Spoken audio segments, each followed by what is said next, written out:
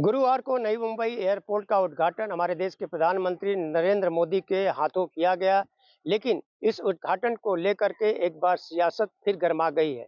सत्ता पक्ष पर विपक्ष आरोप लगाते हुए कहा है कि सत्ता पक्ष ने विपक्ष के नेताओं को आमंत्रण नहीं दिया।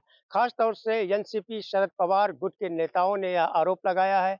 तो वहीं दूसरी तरफ शिवसेना यूबीटी के नेताओं ने भी यह आरोप लगा करके अपना जो है विरोध दर्ज कराया है। मैं बताना चाहूँगा कि अनिल देसाई जो शिवसेना के सांसद हैं, उन्होंने साफ तौर पर सत्ता पक्ष पर आरोप लगाते हुए कहा है कि स्थानीय निकाय चुनाव और महानगर पालिकाओं के चुनाव नज़दीक आते जा रहे हैं और इसी को देखते हुए उसका फ़ायदा विपक्ष को न हो, इसीलिए सत्ता पक्ष ने उन्हें आमंत्रण नहीं दिया है। उन्होंने ये भी आरोप लगाया है कि महाराष्ट्र के मुख्यमंत्री जब उद्धव ठाकरे थे, तो उस दौरान एयरपोर्ट का कार्य जो है युद्ध स्तर पर चल रहा था और उनकी देखरेख में भी चल रहा था।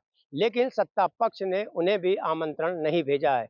यह बात अलग है कि सुप्रीम कोर्ट ने देखा जाए तो आगामी निकाय चुनाव और महानगर पालिकाओं के चुनाव को जल्द कराने का आदेश दिया है और ये भी कहा है कि 15 दिसंबर तक आचार संहिता महाराष्ट्र में लागू कर दी जाए और 2026 31 जनवरी तक जो है चुनाव संपन्न करा लिए जाएं।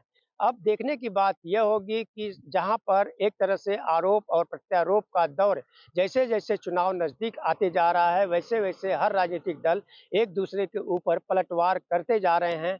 अब इसका फ़ायदा किसे मिलता है, यह चुनाव के वक़्त ही पता चल पाएगा। ऑन टीवी न्यूज़ के लिए कैमरामैन आशीष के साथ हरीश तिवारी।